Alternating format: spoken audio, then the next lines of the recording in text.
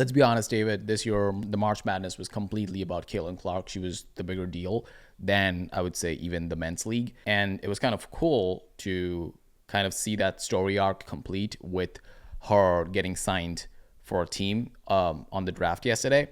But that part of her life is now over. She's about to go pro and play for the W. And her salary just dropped this morning. As we can see here, in the next 4 years, she's going to be making somewhere in the ballpark of like 300K from the league salary, let's say. I want to get to all things Caitlin Clark, all the NIL deals, all the money she's going to make from brands and stuff like that, and grow women's basketball in general. But first, I want to start with how does TV money for a league translate into players getting checks, and why is Caitlin's salary, the top seed, Caitlin Clark's salary, so low? There's 2 points to be made on that. The first point is the WNBA's business model generates, I believe in the latest numbers, around $100 million, maybe a little bit more in revenue, but it loses money. It's subsidized by the NBA. So the only reason the WNBA exists is because the NBA essentially cuts off a chunk of money, and they view it as an opportunity to grow the game, bring in female fans. They view it as an investment. They don't actually care if the WNBA makes money. They just want the WNBA to get bigger. That's the goal. That's point one. So it's not about printing money. It's not about maximizing profits. None of that matters. The NBA views the WNBA as essentially a marketing tool to bring female viewers into the game. Point two, the reason her salary, I think, is going to be $76,000 right around year one, which is the same as the next 3 picks behind her, is they have what's called a collective bargaining agreement, a CBA. The CBA for the WNBA is negotiated between the league and the players' union, and it dictates rookie salaries. So it has nothing to do with Caitlin Clark or anyone else. She can't negotiate. It's not like you go in with your agent and you ask for money. It's what's referred to being as slotted.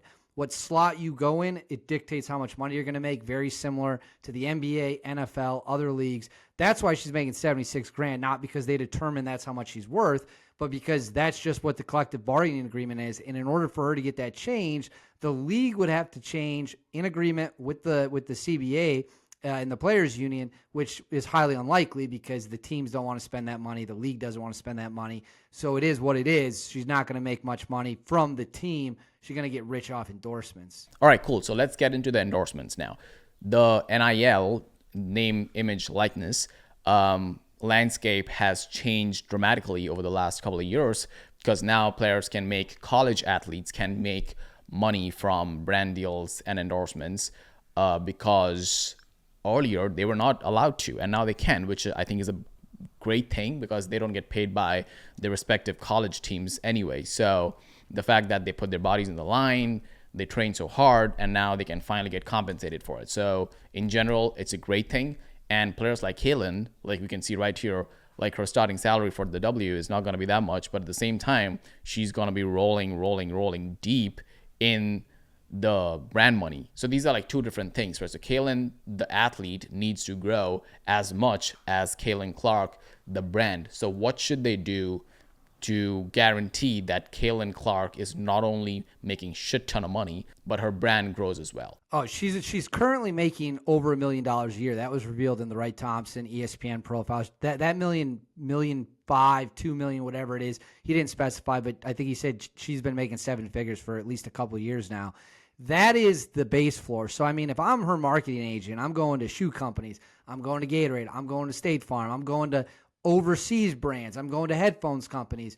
If you want Caitlin Clark to be the face of your company, you better be ready to write a check somewhere between the range of $500,000 and $1 million for a limited advertising run. My guess, and this is an educated guess based off the Wright Thompson profile, what we know about what other people have earned with her name recognition, she's going to make probably in the ballpark of maybe $10 million this year in advertising money, maybe a little less, maybe a little more, 8 to 12 is where I'd put that range, which is why her $76,000 a year salary is meaningless, because who cares about $76,000 if you're going to make $10 million during the same time period? If I was her agent, that's what I would expect teams or companies to pay me and her to get a deal done. She's also so easy to root for, I would say, because a lot of times you would see young college athletes coming into the space, getting good at their sport, but then they get lost in the sauce. And let's say they get involved in a bunch of extracurricular activities. But Caitlin Clark, besides being clutch and, shooting from the poster, she was also able to keep her head on the shoulders. And what do you think is about Caitlin Clark's personality, which, makes her humble as fuck? I think, frankly, it's hard to know because you don't know what's going on behind closed doors. But what I will say, generally speaking, based off people that I think I know, people I knew growing up, people who become very successful at a young age, those who stay successful, it's because they have a good support structure around them. She has a great family. She has great parents. Her dad holds her accountable. Her coaches hold her accountable. She seeks accountability. She wants to be held to a high standard. And that kind of personality, generally speaking, can withstand a lot of adversity because it's built for adversity. If you are the type of teenager or early 20s person who's been coddled and told you're amazing, and all of a sudden things don't go great, you're likely to crumble. She's not like that. She wasn't raised like that. Her parents don't allow that. I think that at the baseline level is a major, major part of her success and why she stayed so level-headed. The other thing is she's been big ever since she got to Iowa, right? So she's been big for 4 years. Last year is when she became super famous. This year was kind of when she transcended women's basketball as a sport. So it wasn't like a flash in the pan overnight thing like you see with some people. There's been buildup. It's been slow and steady for 2 years, then accelerated, then really accelerated.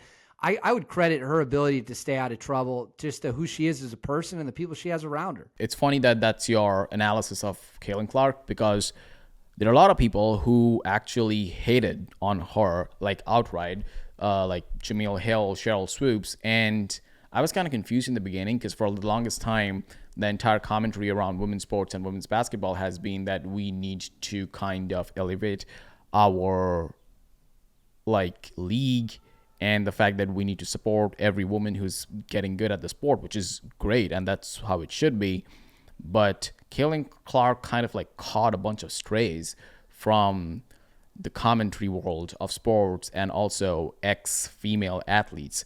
What's your analysis of that? Well, number one, again, as you know as well as I do, people hate other successful people. They hate people who they think shouldn't be successful, are successful. When you look at a picture of Caitlin Clark, she does not look like a star basketball player. She's skinny, she's lanky, she doesn't look like a freak of nature athlete. And then, you see her on the court, and it's absolutely unbelievable what she's capable of. She's like the female version of Larry Bird. You looked at Larry Bird, you would never assume that guy was a pro basketball player. He's absolutely phenomenal. He's one of the all-time greats. The other thing is she kind of broke the mold, right? She played at a college that's in the Midwest. It's got this farming reputation. You don't see a lot of great athletes come out of that school or that state. The football team is notorious for being unathletic, not being able to score. And here in this little pinprick of a corn-fed state is the biggest college basketball player in the entire country. And that drives the media insane. And I think the other thing that drives the media insane is players at LSU received a lot of criticism for their conduct both on and off the court. And Caitlin Clark didn't receive that same criticism, not because it wasn't, not because she had done anything to earn it, but because the exact opposite. She hadn't done anything to earn it, right? She stayed out of trouble. She kept her nose clean, didn't engage in a lot of the extracurricular nonsense. And so the media, in my opinion, had no reason to go after her. So they see this young woman from Iowa who's rising through the ranks. She doesn't look the part, shouldn't be able to do the part, and they want to tear her down. It's like a crabs in a pot mentality. You see someone getting out, you want to drag them down. They also told lies about her, misinformation about how many years she'd played, what her shooting percentage was. There's probably some racial element for sure in there. To what extent that is, I truly don't know, but I think anyone paying attention can see that. But the reality is, envy is a dangerous disease, Sognik. It is a dangerous disease, and you know it as well as I do. And I think envy broke the brains of a lot of people when it came to Caitlin Clark. Well, speaking of envy, she is the biggest name in the sport right now, and she's going to come into the WNBA. What do you think should be the approach of other athletes in the league and other coaches and all the different franchises regarding kind of the fact that they have to compete against her, but at the same time, she's kind of the meal ticket for a lot of these athletes because they don't get paid that much. And because Caitlin Clark is in the league, a lot more eyeballs are going to be on the league. That means a lot more people will watch them play. And WNBA athletes have complained for the longest time of their salaries, about the fact that they want, chartered flights and all these stuff. So they have to be competitive because it's a sport. But at the same time, I'm pretty sure like they are grateful to Kaylin because of her, there are so many new people who will watch the sport right now, which would elevate everyone else's brand as well. What do you think is the reception going to be for the league when Kaylin starts playing? Well, if they're smart, they'll welcome her with open arms, right? I mean, this is a generational player. This is a woman who transcends the sport. She has the opportunity to take the WNBA from a league that, quite frankly, gets no attention, nobody really cares about, and she has the opportunity to elevate that league to the next level, 2 levels, 3 levels, 4 levels, however far she can take it. If they're smart, they're going to make her the face of the league like the NBA did with Michael Jordan. Now, that's if they're smart. We have no reason to believe they're smart or stupid because they've never been in a situation with a player of this name recognition. I think you will see some jealousy. You saw it from some players already before she was drafted about reality checks, and she's going to be a rookie. And to be clear, Caitlin Clark might struggle at times. All rookies, for the most part, in pro sports, at least for a little bit of time, struggle. And they're going to eat on that, and they're going to stick to that as proof she was never as good as the fans wanted her to be. If they're smart, they will do everything to market the hell out of Caitlin Clark because it takes them from being a league that's an afterthought to being a league that finally has some attention on it, and that's how you make money. Better ad revenue, better TV deals, better jersey sales, better everything. If they try to ruin her and they try to drag her into the mud, they're really only hurting themselves in the long run. I want to double click on the first thing which we talked about, which was the player salaries. And for the longest time, we have had this debate about men's salaries in sports and how that's way, way, way high than their female counterparts. Can you, and this is pretty rudimentary for us because we live in this space, we work in sports media and all this, but at the same time, a lot of people just don't understand how, like, it's not just about the fact that, oh, this guy plays this sport, this gal plays this sport, they should be paid the same. And it's not that simple. So can you please break it down how TV money kind of drips down to individual player salaries? Great question. So any big-time sport, whether it be Major League Baseball, the NHL, the NFL, NBA, the WNBA, MLS, any major sport in America, your biggest piece of guaranteed money is your TV deal. So the NFL, for example, has the biggest TV deal, as far as I know, and I believe it's not even close, in the entire country when it comes to pro sports. The bigger your TV deal, the higher your salary cap goes up. The higher your salary cap goes up, the more money you have to build out your roster. Well, the WNBA's TV deal, I think, is for like $25 million, right around there. It's something incredibly small. Or that might have been the one for the women's NCAA tournament. Either way, it's not much. It's very, very little. So if you don't have money coming in from your TV deal, you don't have a bunch of ticket sales, you don't really have any money to pay anyone, like big salaries. You got money to pay them what they are getting paid, which is $76,000 all the way up to, I believe, about $240,000, which was the highest paid player in the WNBA last year and will be again this season. Without the TV money, you simply do not have the money to write big checks for salaries. The NFL, the NBA, NHL, MLB, they all have different varying size deals, but they're all huge. And those huge deals allow those guys to make way more money. And on top of that, you take ticket sales, you take all that extra stuff, and it only makes the pot of money even bigger. The WNBA has none of that. Again, it goes back to being subsidized in part by the NBA because it is a business decision and marketing. If the WNBA gets a $2 billion TV deal annually, their players would start making money that resembles close to what the men make. But they don't because their TV games aren't watched. In the last couple of years, we have seen this theme of the rise of the individual in sports, in media, and in the space where we work. And we have seen a lot of people be really successful going independent.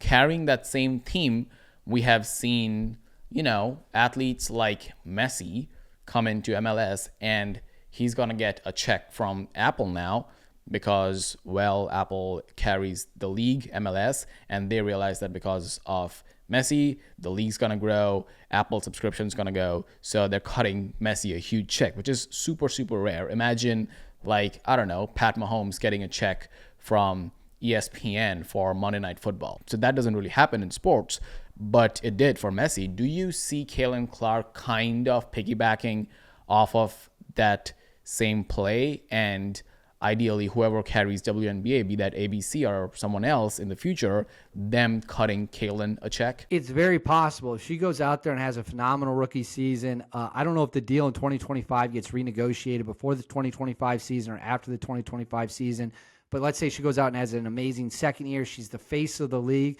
then it would be well within her agent's incentivized purview to be like, look, we want 3% of the TV revenue, every year this builds up, or we want 5% or 1%, whatever it could be, because you're only getting this bigger TV deal because Caitlin Clark is playing in the league. We can take Caitlin Clark and go throw her in a women's league in Europe, which pays way, way more than the WNBA does, or you can give us the cut of the pie we feel we deserve because of her name recognition. They could absolutely do what Messi did, and I believe David Beckham, when he came over and played for, the LA Galaxy, they had a deal with him where he would be able to buy an MLS expansion, get in on an MLS expansion at essentially a super reduced rate, which I think is what now is the team in Miami that he owns a part of.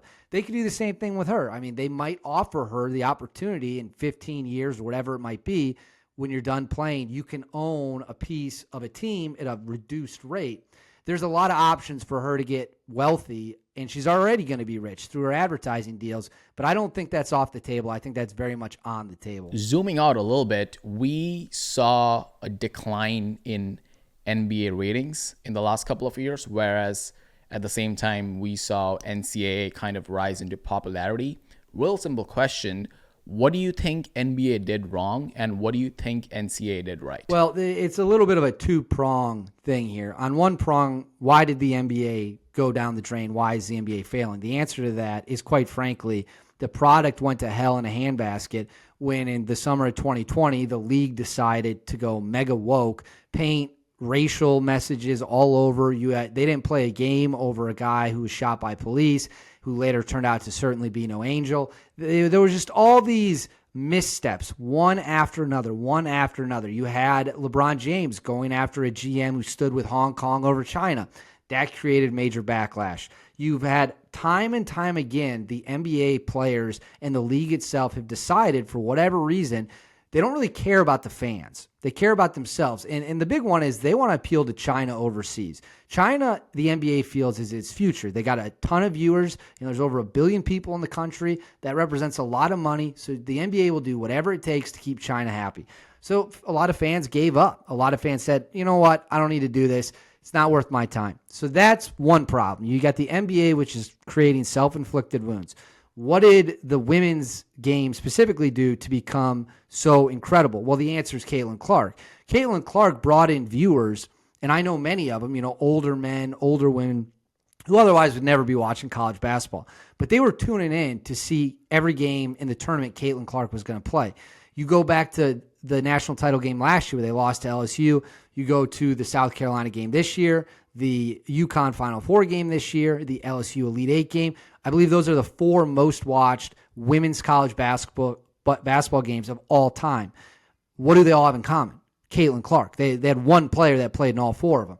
So it was really just the superstar player who transcended her sport, brought in all these new viewers. Now, you also had LSU a little bit to credit for that. But at the end of the day, if Caitlin Clark is not playing in the women's tournament, those ratings are a fraction of what, they had 18.7 million viewers for the championship, I believe. They'd have 4 or 5 if she wasn't playing. That's the difference she makes. So NBA going woke, shooting themselves in the foot. Women's college basketball just having this heroic figure that brings the country in around her. Last question. Caitlin Clark is 2 things. Caitlin Clark is a clutch athlete, and Caitlin Clark is a great brand. So coming into the league, what do you think her approach should be regarding embracing all these pressures? So she has 2 kinds of pressure right now. One is the pretty obvious one, which is being a rookie athlete in the WNBA. And the second one is the fact that she has been put on a pedestal, rightly so, because she's great at her job. And people want her to be the face of the WNBA. People want her to be inspirational. And the fact that she has now this responsibility of inspiring, young female athletes to kind of shoot for the stars, as they should. So how should Caitlin embrace all of this while also being a great athlete? Well, the first thing she has to do is option 2. I mean, none of this matters if Caitlin Clark doesn't succeed in the NBA. Like, if she doesn't win, none of this matters. If she doesn't put up points, none of this matters. So the first thing she has to do is go out there, win basketball games, do her job, put on a show, be that great basketball player we all know she can be. Because if she fails at that, then being the face of the league and being bigger than the sport itself is never going to happen. She focuses on being the face of the WNBA first and just makes that the sole goal, and then goes out there and is atrocious and never develops and essentially stays where she is. Well, she'll be a good player still. I mean, even if she never develops, she'll be an above-average WNBA player, but she's not going to be remembered for being a superstar, right? So without being great first, option 2 is not really even viable. And if she shoots for option 2 and doesn't get option 1, then you've got nowhere either. So she needs to focus on, like any other athlete, getting the job done in the sport and then let everything else come to her through that.